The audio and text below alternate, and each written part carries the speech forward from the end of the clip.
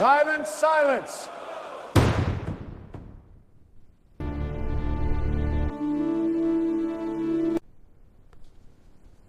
ఏమిటి మీ ఆరోపణలు? కోర్టుకి వివరించండి.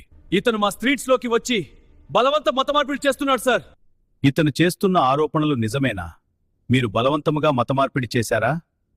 నన్ను మనస్ఫూర్తిగా ఆరాధించేవాళ్లే నాకు కావాలి. నాపై ఇష్టం లేకుండా నన్ను ఆరాధించేవాళ్లు నాకు అవసరం లేదు అని బైబిల్లో స్పష్టంగా రాసి ఉంది. అలాంటప్పుడు బలవంతంగా ఎలా మారుస్తాం?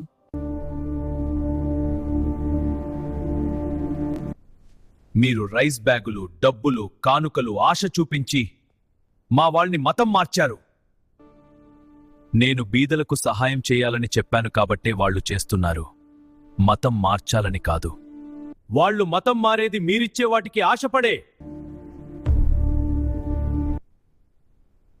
నా సేవకులిచ్చే ఆహార పదార్థాల కోసం మతం మారకండి. నేనిచ్చే నిత్య జీవం కావాలనుకుంటే మాత్రమే నా దగ్గరకు రండి. యేసుని నమ్మితే మీ రోగాలు పోతాయి, మీ సమస్యలు పోతాయి అని ప్రచారం చేసి మతం మార్చడం తప్పు కాదా? నన్ను నమ్మేవారికి కలిగే మేలులు, ఆశీర్వాదాలు గురించి చెప్పడం తప్పంటారా?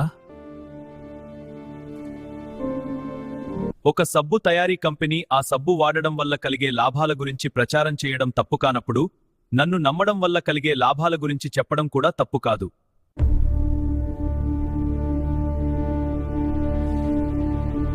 మీరు మా వీధుల్లోకి వచ్చి మత ప్రచారం చెయ్యొద్దు, మాకు చెప్పొద్దు. నేను నా సేవకులకు అదే చెప్పాను, వినేవారికి చెప్పండి. వాదించేవారి ఎదుట మీ పాదాల ధూళి దులిపి వచ్చేయండి అని. నా ప్రేమ, నా త్యాగం, నా బోధలు, నా ఆజ్ఞలు నచ్చితే వస్తారు, నచ్చకపోతే రారు. ఇందులో బలవంతం ఏమి ఉంది? మీరు మత ప్రచారం చేయడం వల్ల రోజురోజుకి మా మతం తగ్గిపోతుంది. నేను మీ పాపముల కోసం మరణించాను. మీరు మీ పాపాలు ఒప్పుకొని విడిచిపెడితే నేను మిమ్మల్ని క్షమించి నిత్య జీవమిస్తాను.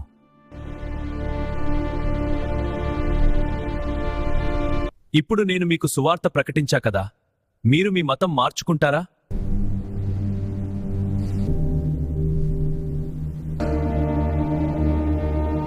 వినగానే ఎవరు తమ మతం మార్చుకోరు.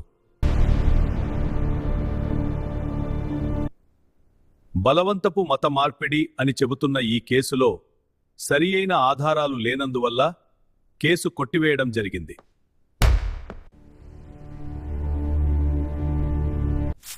అలాగే సువార్త విన్నంత మాత్రాన మతం మారేంత బలహీనమైన మనసాక్షి మన మతం వారిది కాదని తెలియజేయడం జరిగింది.